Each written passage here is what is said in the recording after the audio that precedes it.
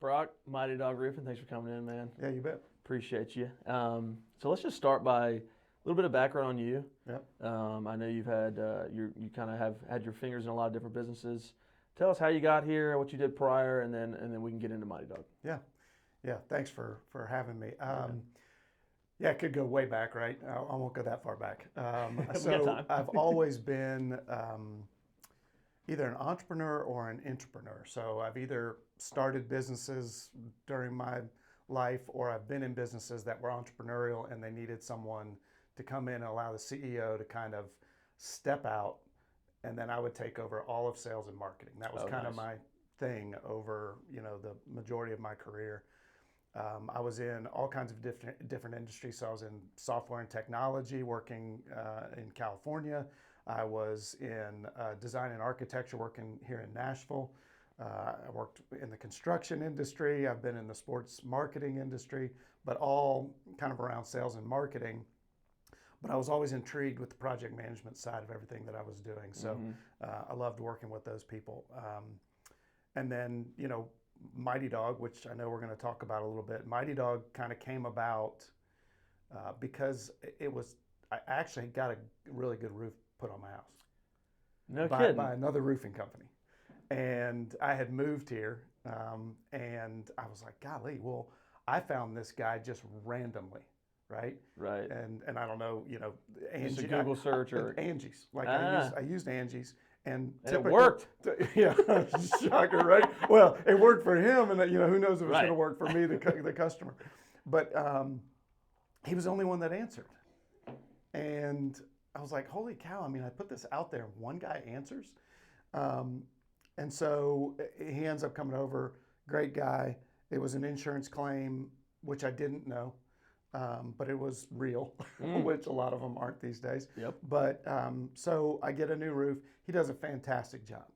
But I thought, good gosh, I just moved here. If people are moving here as fast as they are and they don't know who to talk to, well, I can do something about that. So I started looking at home services opportunities, and I'm an aggressive guy by nature, so I love big tickets. Yeah. And roofing, obviously is a big investment for a homeowner, and I thought, okay, I can do this.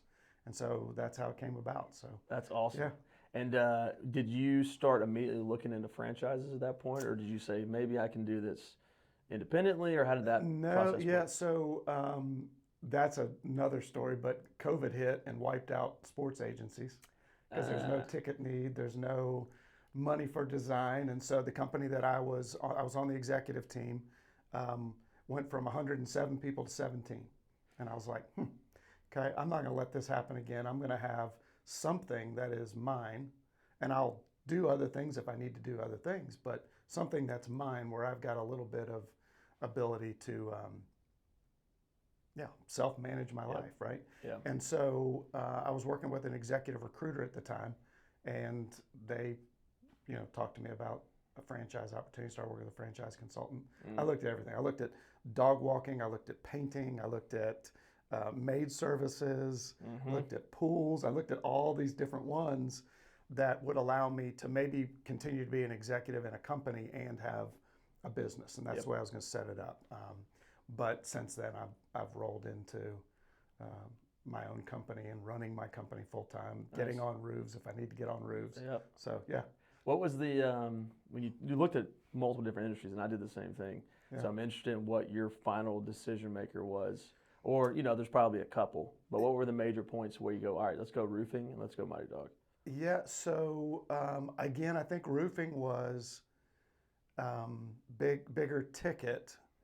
So it meant that I didn't have to think that I needed 1,000 customers, right? I needed 200 or 300 a year, and I also looked at the marketplace and realized, okay, well, it's going to be competitive. There's hundreds of roofers in the Nashville area. How much of a percentage of the available market do I have to capture in order to have a viable business that does what I want it to do? Right. And for me, it was provide an income. It was something to allow me to roll into retirement with a pretty consistent income and grow the business. I have a general manager, I've got project managers, I've got salespeople, but that was kind of the goal. And So I loved the idea of roofing. Again, I was in the construction industry. I was in a design and architecture industry with college and pro sports teams, which was awesome. So the big projects really intrigued me. Gotcha. Yeah, I did something very similar because I knew at the beginning it was going to be just me. And I was like, all right, if I've got a revenue goal, what's the average ticket in all the industries I was looking at? I was like, I can either do 40 jobs a week or I can do 2 jobs a week. Yeah. And I was like, this is probably where we need to be. Well, and the other thing that I've started actually really thinking about, and we don't have to go down this path long, but I meet with a lot of people through getting a lead or through a referral, and they might not be able to afford a roof. And that breaks my heart. I'm like, how do I fix this? And so that was the other part of it was, if you don't have a roof, like if your roof doesn't work, I mean, everything, you cannot live in the house. Yep. And so, but people are, even in the Nashville area. So that's a side bar that we could go down at some point if we wanted to. But I'm looking at, okay, how do I create a way to help those people who can't get financing anymore because that world is upside down right now. Oh my God. And don't have home equity, so it's amazing to walk into a house and look up and go, goodness, dude. So that's the other part of roofing. Mind blowing stuff that I very similar experience in restoration. Now, our circles are very, very similar. Yeah. And dude, I didn't, I'm not some neat freak, but if there's something going on in the house, I'll get it solved, right? Yep. I had no idea what people were forced to live with because they couldn't afford it, or some of it was just lack of understanding. They didn't understand. Right. They're like, this has to be fixed. This is what's going to happen. Yep. And man, my eyes were wide open when I started going into people's homes, and I entered into the home service industry. I was like, okay, people need some help. Yeah. Right. They need some education on what needs to be done around the house, and then education on what happens if you don't fix those things. Right. And what you're doing not only to your health, your personal health, but the health of your home and all that stuff. Yep. And it's not going to get better the longer you wait. Yep. It's the cheapest it'll be today to get it fixed. Well, and that was, back to your question of why Mighty Dog. Mighty Dog looked at the top 4 reasons that roofing is the least trusted contractor. I'll step back and we can edit that. But that roofing contractors are consistently the national champs when it comes to the least trusted contractors in America. Yeah, why is that? It's amazing.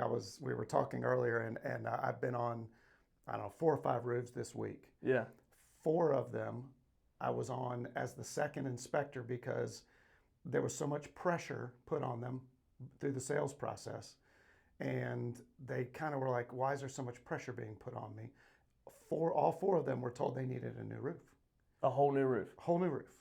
So I know what storm cycles are. I know what the maps look like. I know where we are in terms of being able to file for insurance. We can go down that path from an education standpoint. Yeah. But so I'm up on these roofs.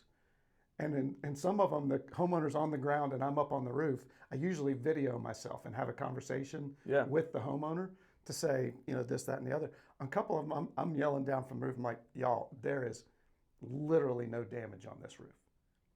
That is the sleaziest thing crazy. One of the sleaziest things you can do in an industry. Yeah. Because they can't see it. Right. And you're the one up there, you're like, this is bad. Yep. And you know full well that it's not bad. Right. Well, and it's the people too. So it's single moms and it's the elderly. Right. All 4 of those homes were that. So they know that's even makes it even sleazier as a target. Yep. And that's why, from an education standpoint, I spend a lot of time, all my teams do, we spend a lot of time with the person as long as they want. Right. Because the other trick is let me get in your house and stay for 2 hours. Right. And they're like, which oh my God. My company's like, I'll just sign. Yeah, will you please get out? Yeah, I'm sure I can get out of it, right? So I spend a lot of time educating, and I spend a lot of time helping them kind of understand exactly what we're doing, because they don't know. Nope. No one looks at their roof. Yeah. So if storm damage comes, most people, unless wind is ripping off shingles and it's in their front yard, They have no idea. Right, until they see interior damage. Exactly. Or until somebody gets on a roof and comes down and says whatever you say. And it's got to be with integrity. Dude, and that makes it an even trickier situation when insurance is involved, because let's say a storm happens and you did have some damage, but 3 months later, you have somebody get on the roof and they're like, hey, there's damage. Your insurance company, or let me pose this as a question because you're the expert. Sure. Is your insurance company likely to say, you should have called us 3 months ago, or you should have had somebody come out and check this, we're going to deny the claim? Or how have you seen that process happen? Yeah, I was actually with a guy in downtown Nashville, a Vanderbilt professor, and that exact thing happened to him. He was 1 day late. Now, that was one of the roofs where they filed a claim. There was no damage. And so I was like, well, good news. Yeah. You know, you've got I told him, I said, you've got an older roof, without a doubt. We need to look at this. Right. Do you need to do this in the next 2 weeks? Okay, good. You know, the way I look at it, I mean, we're in our businesses, we're all trying to make money. I mean, at the end of the day, it doesn't stay open, and I can't pay people, and people don't have jobs. And so whatever people think about capitalism, I love it. Yeah. And I actually don't love it just because I make money. I love it because I've got people that rely on me in the business I create. Well, so do the customers. Yep. And so if that guy does a roof in the next year or two, I'm going to trust that because I did the right thing, that I might be the first phone call.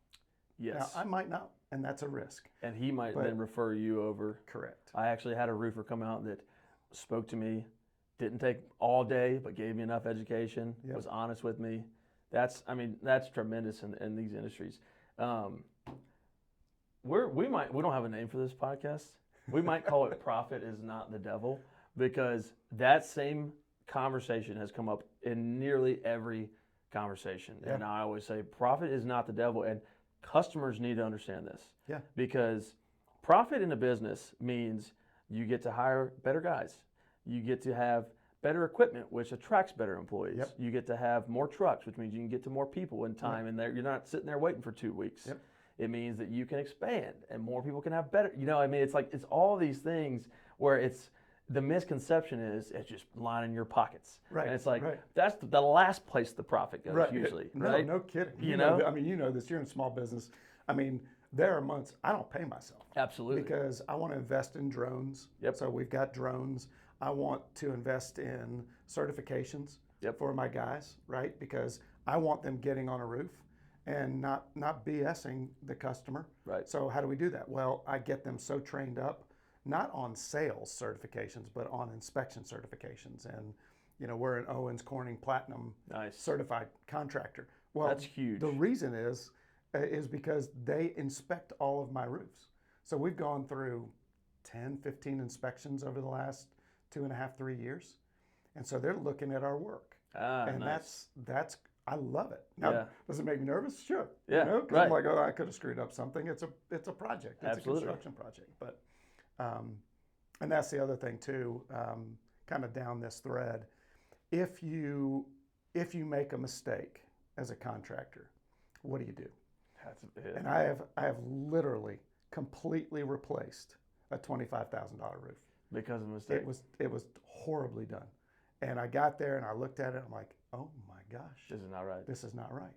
And so I called the subs, I called Owens Corning, I called the supply house, and said, all right guys, I'm literally tearing off my own. I had a contractor in that neighborhood walk by on Saturday morning when we were finishing up the project. He goes, did you literally just take off your own work? I was like, yeah. He goes, you know how many roofing companies will do that in this town? He goes, zero. Yep. That is so true, man.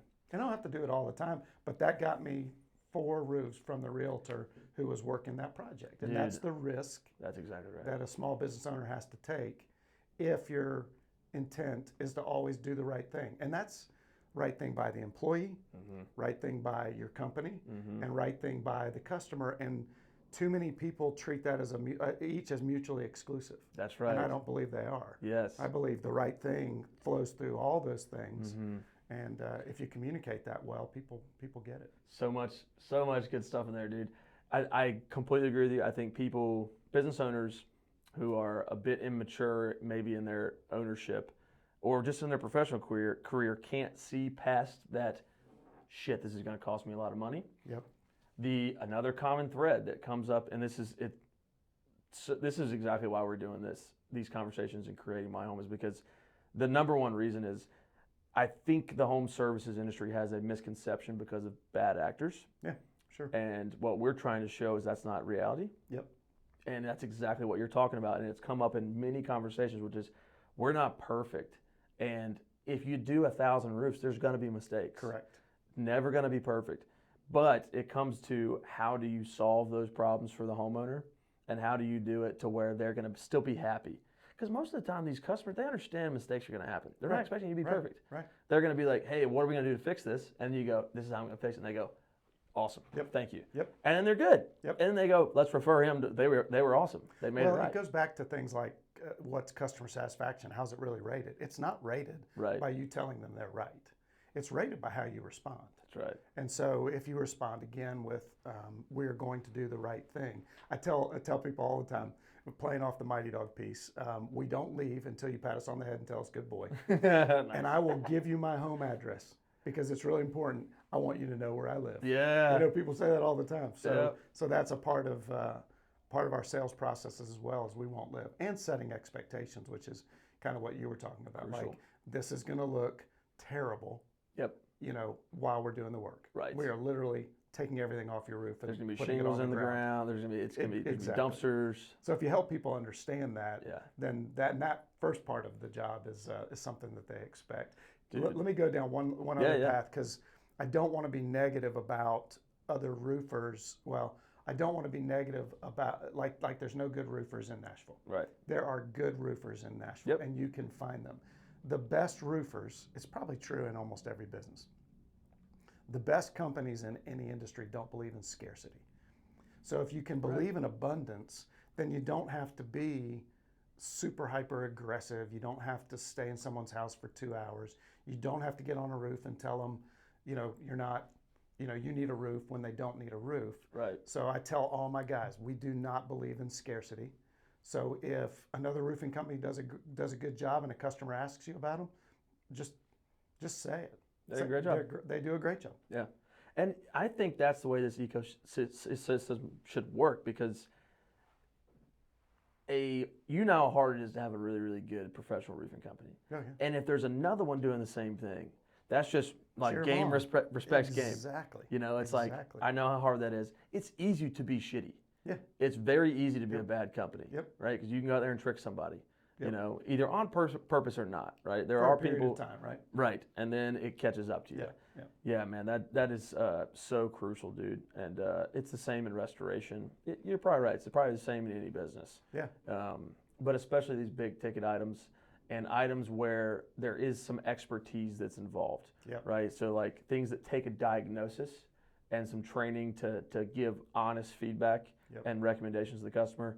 Plumbing, HVAC. Yeah. You know, I'm sure those industries are littered with bad actors too. Yeah. Because you can pull the wool over their eyes. Right. You know, which is a horrible, horrible thing to do, and is exactly why we're trying to go down this route and solve that. Well, if you think about it, if you're a straight B2B, typically businesses, most of them, have a way to protect themselves. They've got a process. They've got an RFP process, or they've got a bid process, or something that's taking them through the sales process. Yeah.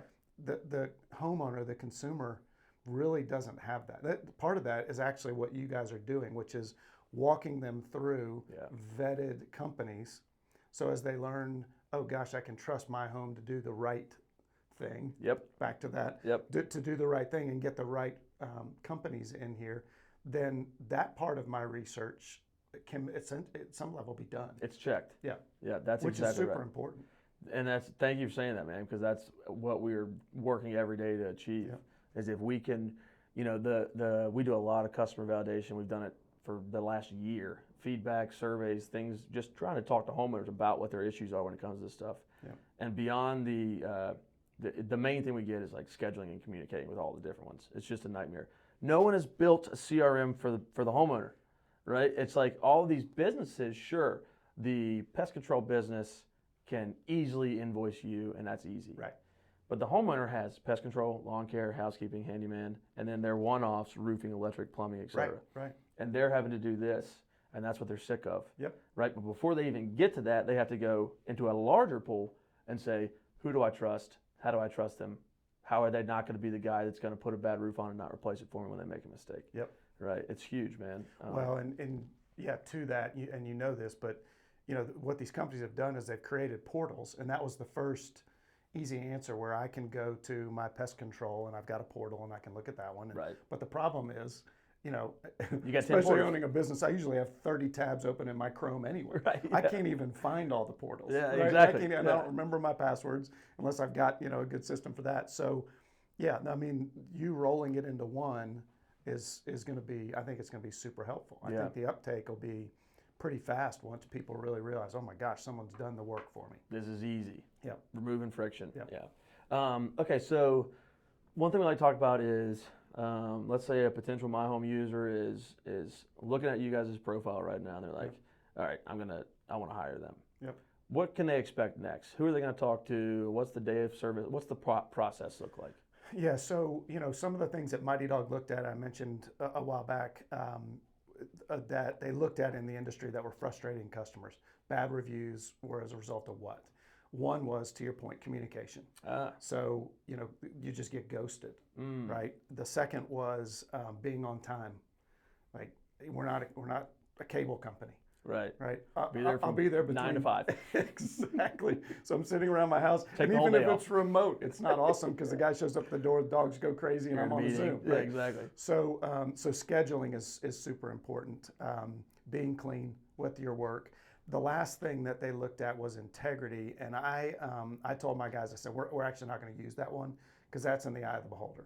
Yeah. Like we'll just do the right thing, and they can tell us through reviews if we have integrity. Right. I just don't. I like that. I don't think you need to spit it out. Yeah. That also doesn't make you a differentiator. I think companies get confused with that when you're like, all right, what makes you a differentiator? And they name the things that every company is saying. Correct. I'm like, just you saying you have integrity and you're going to do the right thing and take care of customers is like, what company is saying the opposite? That can tell you that if it's not a differentiator. That's good. I need to think about that because I'm actually working on It's hard. a different vision right now, and do the right thing is where I've landed. I had my project manager yesterday on a job say, I've told Justin, the GM, he said, I've told him if you guys ever tell us to upsell a customer something they don't need, and you make this something that we're doing for the month of June, he said, I quit. Yeah. And I was like, okay, that's my guy. That's right? great. That's a guy. So I need to help get that defined, and I'll bring my team together to help build that out. Yeah, whatever that is, how do you put that into exactly. a word? Yeah. So your question was What's the process? What can they expect? So they call in. They will either get to. I've got a national calling center, and the reason I did that was because that communication is so important. I need them to have access, Absolutely. right? Because not every roofing company is big enough to have lots of people answering the phone.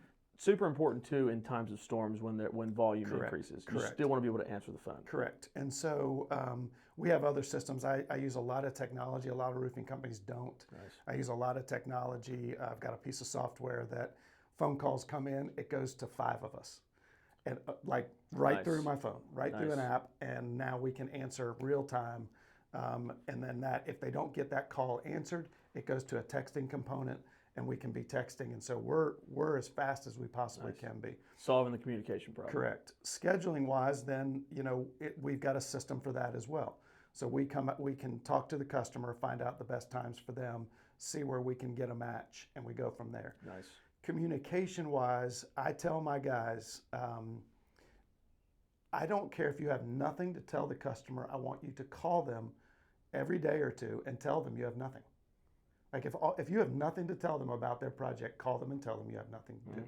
Because otherwise, they're waiting 5 days thinking something's What's going on, and they don't know. And we might be waiting for supplies to get from, Chicago down to Nashville. Right. Well, Tell them that and keep it up. And so we've done a good job. If you look at our reviews, we've got about 150 5-stars.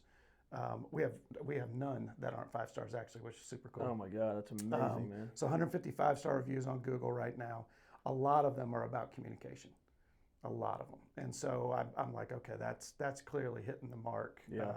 As a business, what that does too is like we said earlier, mistakes are inevitably going to happen. Yep. If we're over communicating as a business, we get ahead of the mistakes. Yeah, I mean, what damage can be done in over communication? Right. As a homeowner, you can say, "Dude, stop calling." Enough. I get it, I get it. But that's not going to result in a bad review, especially not when they're paying for a big ticket investing in their home. Yep. They want to know. It's like, thank you, appreciate it. So they'll go through that process. They'll get scheduled, and then we'll come out. And depending on the nature of the call, and we do siding and gutters and windows and roofing, and we do repairs in roofing. Yeah. So that we have a lot of work from a repair standpoint. So depending on why we're going out to the house, we're going to go out, we're going to do an inspection, and we do a 25-point inspection. So even if you call me for the roof, I'm going all around the exterior of the house. I'm checking all kinds of things and letting them know, hey, you've got rotted soffit, or you've got other things that you may need to know about. It may be, hey, your air conditioner's doing this. It has nothing to do with me. But you should get it checked out. Yeah, you should get it checked out. Right. And that's another thread of, if the insurance companies do what they do with exterior insurance, which is going to become a thing in the future, then the homeowner's got to really know about their house. That's right. Like, you better, I don't do a good job around my house. I don't either. Walk around it. Yep. So we do that 25-point inspection, give them a little bit of information about everything that's out there. And then depending on the roof, and if we feel comfortable and safe, we'll get up on the roof physically, and then we'll also drone. If it's super high pitched, we may just need to drone it. We know how. All my guys are FAA licensed, so they know how to work the drone. Nice. They know the wind, and they know, you can't fly over near B&A. Yeah. Right. Yeah. Right. Yeah. That thing will drop out of the sky That's over right, near B&A. So, or up in Clarksville near the Army base. Yep. And so then we go through that process, and then they get a full report of, if there's damage, if it was an insurance claim, if it's a what we call in the roofing industry retail, where they're just paying out of their pocket and they know that, then we're getting measurements and making sure that we know what kind of supplies are needed for that roof. Talk us through Owens Corning, right? Mm-hmm. Can you give some details on Owens Corning? I know that's a really, really hard certification to get. Mm-hmm. And can you make sure that we and the potential customers understand what that is? Yeah, I think the first thing is to understand is we can do any roof. So we're not tied to Owens Corning. Okay. But most roofers will find one manufacturer and work through the certification process, because, to your point, it takes a while. Yeah. And so we were blessed because Mighty Dog has been open for 20 years around the country. We were blessed to be able to get roofs certified, get roofs inspected really early. Nice. And so that gave us the opportunity to get platinum certified, because typically it could take 5 to 10 years. Oh, really? Yeah. Yep. Wow. Okay. And so our processes were already certified by Owens Corning, so they knew that we were following they had to just check X your work. process. Now they got to check the work. Gotcha. And give us the ability to become certified with them. And it's unnerving. I mean, you'll get a call from Owens Corning, and they'll say, "We're coming out." Yeah, I need 3 roofs. So at any time. So this is anytime. We have no idea when these inspections are coming. And losing that certification is a big deal. It is, because what it does for us, along with even my confidence that my crews are doing the right work, my project manager's doing the right work, my salespeople haven't oversold. Yep. All of those things, it gives me the confidence that, okay, we are doing the right thing by Owens Corning, which, I mean, they are. It's one of the largest manufacturers. It's unbelievable. Yeah. I mean, they created the fiberglass industry, right? Which is what shingles are made of. Yeah. They were the ones that did the Corvette, right? Yeah. I mean, that is Owens Corning, right? Yeah. So, with the certification helps with that. It also allows us to be able to provide the industry's top warranties. That's what I was going to ask next. What are those warranties? And that's true of other roofing companies. If you see one that has the top certification from GAF or Certainteed, then they are able to also provide those top warranties, which are essentially lifetime workmanship and lifetime material. Yep. Okay, so that means if a mistake happens based on workmanship, there's a warranty on your roof, and you get it fixed for free. Correct. So that's a huge decision maker. And I right do there. that as well. So if they don't get that platinum warranty, because that's a cost to them and it's a cost to me. So the customer decides, yes, I want to pay for this. I pay for typically about half of that in the charges that I have on the roof. And so, but if they don't do that, they still have extensive warranties through the manufacturer. And then I've got, depending on what work we're doing, 5 to 10 year workmanship. And that's why it's so important to go with, obviously, ideally you guys, but if not, then going with somebody who has those certifications, who can make sure that those warranties are involved in not only material but the workmanship. Yeah, and that goes down another line, and we were joking about this earlier, but you know, I play off the Mighty Dog thing and tell them we're not leaving until you pat us on the head and tell us good boy. Yeah. And I will give you the address of my house because I really do believe you need to know where to find me. Yeah. So when we get storms here, this is a big thing. I'm starting to do these things from my truck called Tips from the Truck. And Nice. I'm filming things that I figure out and I'm kind of putting it out on social media. But Oh, I like that. yeah, so but one of the things that I put on there was when a storm comes, you are going to see the area flooded. You know this from your business. Yep. From out of state people. Yeah. Because they're chasing storms. Yep. And it's like the mental for the consumer should be the ambulance chaser lawyers. Right. So the storm chasers come and they're going to be here for 2 to 3 weeks. Mm-hmm. They're just going to try and land as much business as they can. Run and gun. They're going to try and hire subs. They may or may not leave a project manager, and they're out. Yep. And back to, you need to know my address. Those warranties and all of those things that you're told you get, if you can't find them, it's really hard for you to do that. We actually, every one of our customers, for the first 5 years, we go back out to their roof and we inspect the roof and the area around. We do the 25-point inspection. Customer that's calls differentiator, man. Correct. Customer has to call us because we can't keep up with all of it. But we probably do 25 to 50 of those a year where we just go back out. My guy drives around, we may drone it, we check on the work, make sure everything's okay, and then we walk away. And that can be scary. Yeah. Because if I've got workmanship warranty, it's going to cost and you. I see something, yep. If I'm going to do the right thing, then I've got to tell them, hey. If you're going to go out there and do the inspection and you find something wrong, you got to fix it. Exactly. Dude, I got to check because I can get carried away in these and they can go forever. So I got to just check one thing real quick. Make sure Okay, cool. We just kind of touched on differentiators, and I know I was kind of joking earlier. I do think you guys is a true differentiator just from this conversation is, it sounds cliche, but honesty, right? Especially in y'all's industry. Are there any other differentiators that you'd like potential customers to know? I mean, I think the inspections, there's a huge one just popped into my brain. Is there anything else you'd like a customer to know when they're trying to make their decision? Yeah, I think it is important to know Mighty Dog is a national company, but every single one of them is locally owned. Yeah. So I've got the backing of a huge organization that allows me to get prices down on materials. So the consumer should know doing a roof is never going to be cheaper than the day that you decide you're going to do the roof.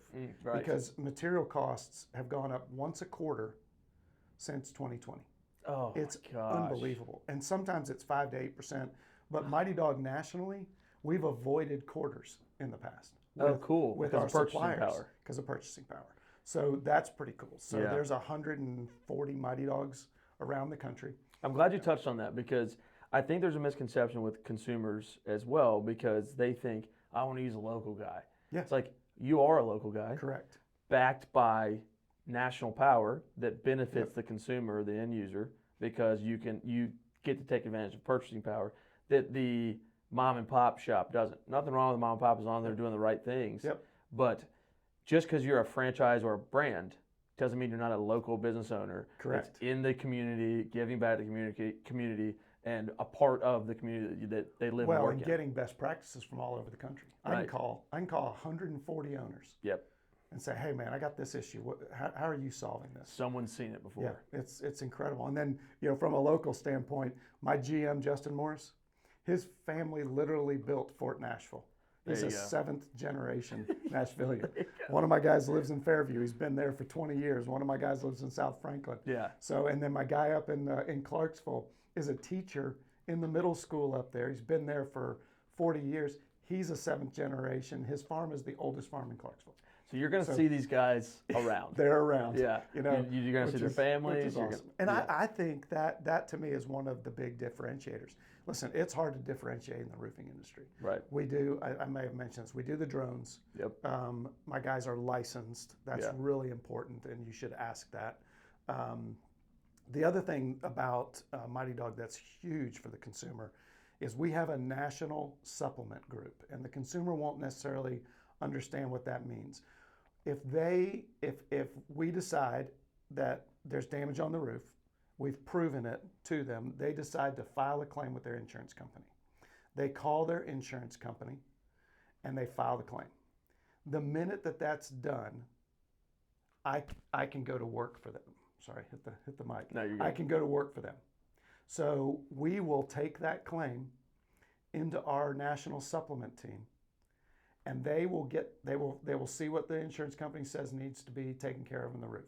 And let's say the insurance company comes back and says, the roof, to repair this roof is $13,000. Right.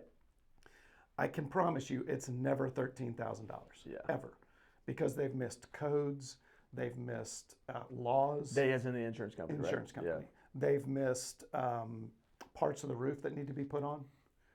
And so our supplement team goes to work. And that $13,000 roof, if the consumer had just taken the check, let's say it's a $17,000 actual project, then they would be out of pocket $4,000. Oh, so if you that is huge. So if you don't work with a team of the company that has a supplement team, then you're actually putting your dollars at risk. Okay, that's amazing. I didn't know you guys had that. I didn't even know that existed in companies. Yeah. So that is, the customer needs to understand how important that is. Yeah. Because especially with the insurance industry now, that is the most important thing I think I've heard in the restoration and roofing industry. Real example, just happened to a droid. And this happens all the time. But we had a fire job about 90 days ago. Big fire job. I mean, burnt to a crisp. Yeah. Still savable, but everything in there. I mean, it was weeks and weeks of work of having like a 5-person crew out there. Fires are very meticulous and detail oriented. You got to get it all right. $50,000 bill that we dropped to $30,000 working with the insurance company. Yep. They then sent a $14,000 check to the customer. Right. And it's a really, really bad position for a local company, because we will lose money on the job if we don't push. State Farm's not going to listen to me. You know, we're a small operation. They're just going to be like, we sent the money. You can collect from the homeowner.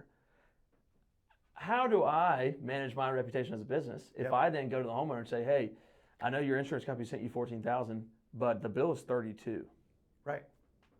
They go, well, you can talk to my insurance company. I'm like, actually, that's not how this works. You're responsible now. Yep.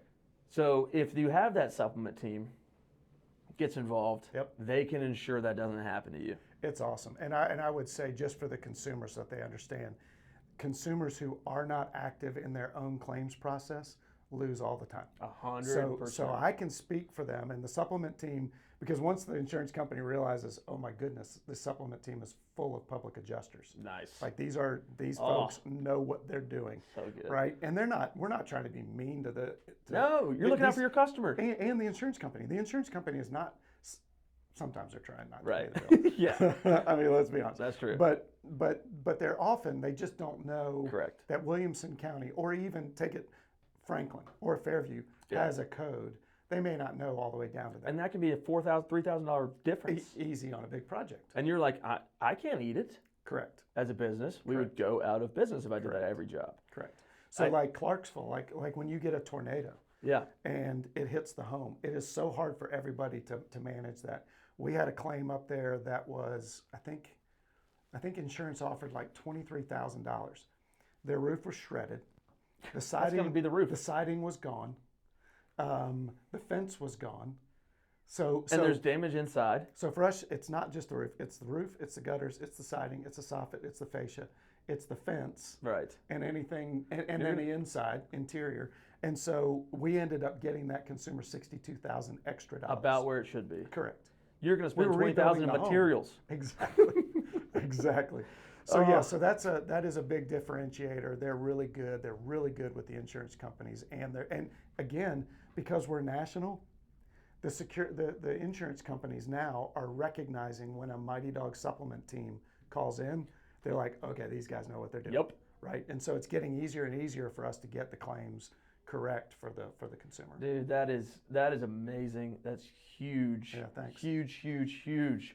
Yep. If you have an insurance claim and you're needing a roof, that alone for me is the biggest differentiator I've ever heard with a roofing company. Maybe other roofing companies do it. I just never had that deep of a Some conversation. of them do it locally. You know, they'll have a guy, or they'll. That's good. But the problem is that can they scale? So when hail hits Franklin or hail hits East Nashville, that could become overwhelming.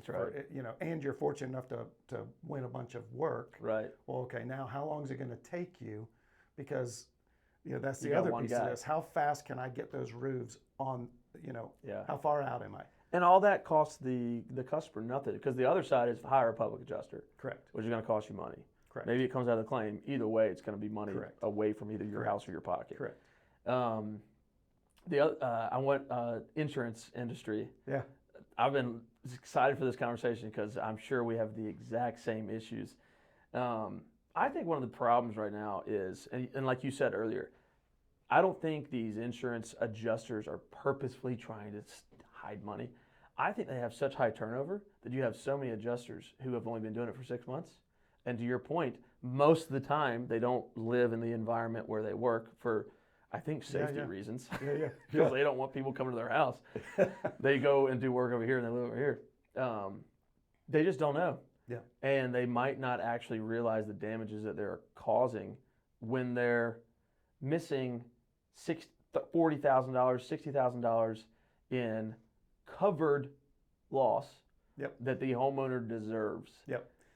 It's the things that we see delay tactics from the insurance companies. Big time. So they'll switch the adjuster. You're working with an adjuster and that's, oh, well, that guy left us, we need to start the file over again. Yep. Right? And that's a huge issue. And we see that all the time when you get the big damage in a widespread area. It's very frustrating. But the good news is with our big supplement team, well, getting that person caught up on a file, takes no time, man. No time. You know what my theory? So they're like, wait, you got an organized file? Yeah, they're like, all right, dang it, we got to pay this. You're like, yeah, thanks, doing your job. Yeah. I got a theory on that. I think especially, this might not really be you guys because you got a big brand, but I think with small local roofing companies, restoration companies, the tactic is delay, just like with you guys. And I think the theory is so many go out of business so often that they're like, let's try to dry this out 60 days, 90 days, 6 months, 9 months. Yep. We've waited 9 months for a payment on big payout, big jobs. Yeah, we have not run into that. We've certainly run into some delays. The other part in my business, well, it's probably yours as well. The other delay tactic or the other problem is sometimes they issue the check to the homeowner and the mortgage company. Oh, dude. Try finding out how to get how to send a check to the mortgage company. Yes. I mean, you want to talk about another nightmare. Talking about call center. Yes. And it's like, oh, you're talking to an AI robot, and then you're talking to a person, except for that's another AI robot, and then, so. For those who don't know, big checks, and I haven't figured out when and why they do it, but if a cosign on the check is the mortgage company, that check has to be sent to the mortgage company, whoever that is. Yep. And then there has to be this magical person that signs it. Correct. And then they have to send it back to the customer. Customer then endorses it, and then they send it to the business. Yep. So if it takes you as a roofing company 60 days to get the check and get everything done, that extra process is another 3 weeks. Yep. Before you get the money. So you're talking 90 days where you've shelled out all the money for the job, all the labor, all of the operating expenses, and then you finally get paid. Well, and that's like roofing companies have to determine the risk of actually doing the work. Right. Absolutely. So I've got a customer right now that we said, you know what, this is looking a little convoluted. So he is up in Clarksville. Storm hit December 3rd, I think. Yep. So we are now, we're just going to start his job. It'll be June 1st. And it was because the insurance company, he sent the check into the insurance company and no one knew where it was. No one knew where the claim was. No one knew, so we're just getting that back. And he's mad. Yeah. But he's not mad at us, and we're trying, but what You can't do it. I can't help him with Yeah. the mortgage. I actually told him, I said, give me all the numbers, I'll call. And Yeah. boy, they couldn't have ignored a person faster. Yeah, they're like, oh, you're not on the, yeah, we don't Yeah, care. like it doesn't matter. So, Yeah, yeah, my well, God. the other thing for the consumer, and this could be even another podcast at some point. Insurance is going to change, especially on roofs and on siding probably, but roofs right now are the target. Insurance companies are going to start raising your deductibles. So the deductibles are going to start rising. I've seen anywhere from 2 to 5% already on your renewals, and it's based on the value of your home. So where people are used to the $1,000 deductible, those days over the next 5 years are going to be gone across the country. So you think about the homes in Nashville, and you think about a 4 or 5% number, you're looking at 10 to 20,000 as your deductible. Because they don't want you to file a claim. Because they don't want you to file a claim, and they have to run a business too. Again, I get it. We can demonize, but at the same time, they have to stay open so that Profit's you actually not have the devil. Exactly. Profit's not the Exactly. devil. Too much profit, Yeah. maybe. Yeah, Or that profit is- not shared, Yeah. maybe. Yeah. But I mean, to their credit, and I don't really love the insurance industry. I would like to help it, and I think we can help it a little bit. I do too. They're losing money, and their whole model is based off of volume and figuring out that risk ratio. Exactly. Right. So it's like if we have 10 policies at X dollar, and we know the percent of risk, where do we break even? And they've misjudged this. That's why they're moving out of California. Florida. Yep. So I can't blame them, but I think I agree, and I've seen some changes in the insurance industry already too.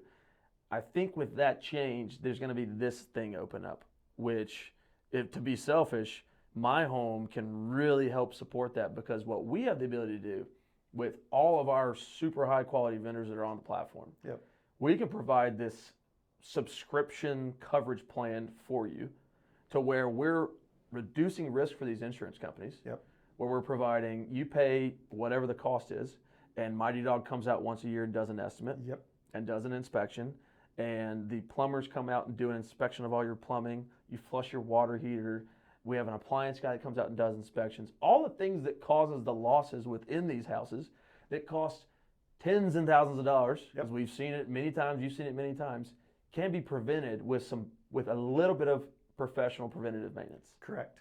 And if the insurance companies can get on board with some of this, we could help the consumer start to get some rebates on their insurance costs because they've bought into, all right, I'm going to have my house looked at. Because at the end of the day, if you have a mortgage, you actually co-own that house. Right. And the mortgage companies, this is what's going to happen is the insurance companies are going to say, I'm not going to pay for this roof, or your deductible is going to be $10,000 to $15,000.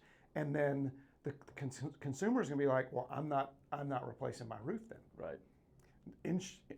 Mortgage companies are going to start coming to that people and saying, we're going to cause you your contractual obligation is to take care of the property. Right. Because you're not the sole owner. Right. And so insurance companies will start to drop people. We're seeing that right now where, in fact, I was up again in Clarksville, and a woman had a situation where she needed to get a new roof. And this is where we were talking about before, where I'm trying to figure out, how do I create a foundation or a charity that helps people? She was one of the people. I drive up to the house. I look up. I'm like, oh my gosh, it's a 3-tab, which is a really old shingle style. Several missing shingles. And I drive up and I'm talking to her. I'm looking at the house. I'm like, golly, it's not in great shape. And I'm realizing this is going to be really difficult for her to pull this off. Yeah. And then she tells me that her husband has dementia. I asked her, how long are you going to be in this house? She said 5 to 10 years. I'm trying to get my husband into a facility. He's got dementia. I'm going to have to be here. And I'm like, oh my gosh. And in this industry, you know this, especially Like me, I'm replacing a roof. You're taking care of fire and water damage, and it's inside and Very intimate. Exactly. I Yeah. mean, people are worried about photos, right? Yes, the And things that are not replaceable. exactly, or their phone, or all those things. So anyway, that was a sidetrack, but I was trying to figure out, okay, how can I best help Yeah. in this situation with someone who needs a roof, has to have a roof. Her insurance company had told her you have till July 1st, and I don't know what's going to happen. I mean, she told me last night, I want to work with you guys. I'm going to go talk to my mortgage company. I'm going to go try and do financing. I know what financing is going to do. Yeah. Because they're not accepting hardly anybody right now. Yep. So anyway, that part Dude, part of our industry is heartbreaking, and Yeah, I've got to work a fix into this somehow. I know. I'll talk to you because Yeah. you've got the same thing. How do we help people who might not be able to do it for themselves? I know, man. And it's like the other side of that is it feels like in restoration, because it's a weird industry. No one wants you there, but they want you there, right? If you have to call them, you're like, no Yeah. one's excited about their kitchen flooding, Right. right? They're happy you showed up because you're going to start to solve the problem. But ultimately, it's not a pleasant experience, even if the company does everything perfectly. Yep. Right? It feels sometimes like a lose-lose. So you have that environment, that natural kind of feeling with the customer. Even if they're super happy with you, they're just not happy in life right then. Right. Then you add in like, hey, your insurance company only paid X, Y, and Z, and we have to collect. Then you add in I can't, these are the things that are going on in my life. I feel like we're all the time going, okay, fine, we'll take a loss on this one, right? Because in my heart, I'm like, dude, I can't ask this 80-year-old lady who's putting her husband into a facility to pay me $10,000 that she doesn't have. Like, what am I supposed to do? But then you do it too much, and you're like, we're not going to survive. So it is this weird balance of like, there's got to be a solution somewhere in there. Jeez Louise, dude. Who would have thought that like roofing and restoration or any of these home services, there'd be like this intimate element to it. I know. It's crazy, but if you think, my guys they'll say, good grief, they got mad about this or they got mad about that. I'm like, it's their home. Right. Like, wouldn't you? For most people, largest investment they've ever made. That's exactly right, man. And it's had their kids in it, or does have their kids in it. I mean, that's their place. Yes. I'm like, let them get mad. Yeah. But just listen. Yeah. Just listen, and then we'll walk them through it. Again, it's not based on you saying yes, it's how do you respond. That's right. That's what customers, satisfaction, that's who gets the highest ratings. That's right, man. The best thing I've learned in that situation is the worst thing you can do is defend. Yeah. Like, even if you're 100% right, the worst thing you can do is be like, well, actually, they're gonna be like, boop, one level up, one level up. Yep. The best thing you do is just, if you can meet them where they're at and be like, are you kidding me? Yeah. That's going on? Yeah. They're like, well, it's not that big of a deal. And you're like, no, it is. This is where age helps, right? Yeah. Where you've been in an industry long enough. And I'll go back to I started in the banking industry. Yeah. When you start in the banking industry, you start as a bank teller. You're making very little money. Yep. And I'm sitting across a table, and I'm old enough that I had a computer monitor that was about the size of the desk. Yeah. Yeah. And there's a old lady in front of me, and this happens so often, and I got in so much trouble all the time because I'm looking at the computer. Right. Green screen. Right. I can see her account. I can see the checks. Yeah. She's telling me that we got the amount in her account wrong. And I'm like, there is no way. And I didn't know. I was an irrational, challenging young guy. And I was just like, you're wrong. Yeah. And they're like, Brock, you can't, like, she's there because she's scared. Yeah. Right? I didn't know those things. Right. She's scared. She forgot. All those things. You've got to be a kinder human when you're taking care of people and their money and their home. It really doesn't matter what it is. You've got to be a kind human being. Dude, that was a really hard lesson for me to learn. And because I was coming from the military. So I came from infantry world. Like, I mean, I was deployed in 2017, and then by 2020, I was opening my business. Well, thanks for your service, by the way. Yeah, thanks. Yeah, of course, man. And so I was like, very, very, and I played rugby in college. Like, I've always just You been did all the things. Yeah. No helmets. Yeah. And on a battlefield. I've been Yeah. no, you're wrong. Like, and that's it. But I quickly learned like, oh, I've got, and I didn't even realize that was my personality. Yeah. Right. It's just the way it's always been. Yeah. And you really, really learn, especially when you're dealing with customers who are paying those big tickets, and you're dealing with their most intimate part of their life, their home, where they sleep, where they raise their kids. Like, the best thing you can do is you just got to solve the problem, right? And they're right. Yeah. Even if they're wrong. Yep. You know, you got to kind of just go, okay, let's go. How are we going to, you know, there's a right way to do that. Well, and what you just did is how are we gonna work through this together? Right. Right. Because it doesn't benefit you at all for them to be mad also. No. That's something the customer needs to understand too. Is like, you don't want them mad. Right. Right. They don't want to be mad. Yeah. We have the same goal here. Let's work together and just make you happy. We can go down all these trails. There's a guy here in town named John Lowry. Yeah. You can look him up on LinkedIn. John Lowry is at Lipscomb. He teaches negotiations. And his negotiations teaching is fantastic. But part of it is it's got to be a win-win. And I know that's trite, and people who've been involved in sales, you know that's what you're trying to get to as a negotiation. But his processes actually help you kind of filter out your desire to just win, right? Because at some point you get in a conversation, you're like, if your personality sounds like yours or mine, I'm like, I'm gonna win. Yeah. Like, yeah. I just want to win. Right. Like, Your competitive I didn't nature. play sports to lose. Be like, okay, So how do you do that? And again, in an environment where people are scared, people are frustrated. Yep. There are certainly people in all of our worlds, in everybody's life, that are just jerks. Yeah, absolutely. Right? Yeah. But you can even kind of persuade those people to be kind for a moment. You can. and I think the biggest lesson I learned was what I would have originally thought of as a loss in that conversation, saying, all right, this is what we're going to do for you, is actually a win for the business. Yeah. Like, we had one where it was a crawl space encapsulation, and it's just one of those jobs. Nothing went right. The customer was super nice. They were very, very patient. And it got to the point where he was just like, he was like, this is, we need to talk. So I went to his house and we sat down at the kitchen table. It was like one of those ones. And he came prepared, and I went in there fully being prepared, like, whatever he says, we're going to just make it right. I know we didn't do things right. He might be exaggerating. I don't care. Yeah. And he came up with all these things. And I was like, yeah, we're just gonna fix it and pay to replace it and all that. And he was just like, it was almost like he was like had more in the chamber that he wanted to like hit me with why I should do that. I was like, yeah, that's fine. He just took it away. He was just like, okay, well then that's okay. We're good. And like it was turned into a good situation. Yep. Yep. That's the thing, and that's companies can't figure that out. Yep. It's tough. Yep. Anything else you want customers to know? I think we hit a lot, and this is a great conversation. We did. Trying to think of some of my tips from the truck. Yeah. Is there one big warning sign, either when dealing with companies or with a roof?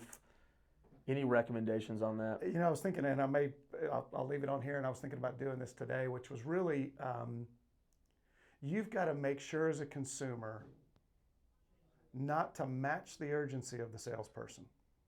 So salespeople in this industry, they actually have it pretty rough. Yeah. I mean, there's a lot of companies out there that put a lot of pressure on salespeople, and a lot of the salespeople are young, and so they react in a way that they transfer that urgency to the homeowner, or they may even be trained to transfer it. So I was with a young woman downtown yesterday. First guy came in, sounds like he did a pretty good job inspecting and all those kind of things, but he told her, here's the deal on the roof, and this deal's good until I take the first step off the roof or off the porch. Oh my gosh. And she was wise enough, and she was young, but she was wise enough to say, that sounds sketchy. Yeah. Why would that be? Right. Most quotes are 30 days. Yeah. Right. Yeah. And the only reason they're 30 days is because I can't control material costs. Right. Otherwise, I'd probably hold it even longer. Yeah. Or maybe a tree's falling on the roof since exactly. then. Exactly. Yeah. I probably should think about that too. Yeah. It's like, hey, can you come do that again for the same price? Same price. I'm not gonna tell you anything else. Yeah. I need the whole thing rebuilt. So I think that's what I was kind of running through my mind, that except in massive storm situations, the urgency for you to put on a roof is not tomorrow, it's not today. I would love for it to be today. Right. Right? As Yeah. someone who's selling and trying to build a business, yeah, would I love for you to say, hey, you're my guy. Absolutely. But again, large ticket, my home, my property, my important things, I'm going to take a little bit of time, make sure I'm making the right decision. So I would say don't get caught up in the urgency of the sales process. Right on. Make sure that you've got everything that a big you decision. need and that you have taken a breath. So, I love that, man. And I think this is going to help, right? Our goal is to make sure that they, even if there's three of them, three roofing companies that have matched with our user, they've got all the information where they go, you know what, Brock, I feel very comfortable with him and his company and his reviews and their business and their certifications. I'm going to have them come on out and do it. That's our dream here too, man. And last thing I'll say is I respect the hell out of what you're doing. Running a home service business is not easy. Thank you. And there's just, it's every day something else. And you guys are doing it right. You're doing it with integrity. Appreciate that. And you're doing it honestly. And I think you guys have a great product too. And this might be biased, but if I had a roof that I needed repairing, I'd go with you guys. Give me a call. So, Brock, thank you so man. much, man. Appreciate Thanks your for coming. time. Absolutely.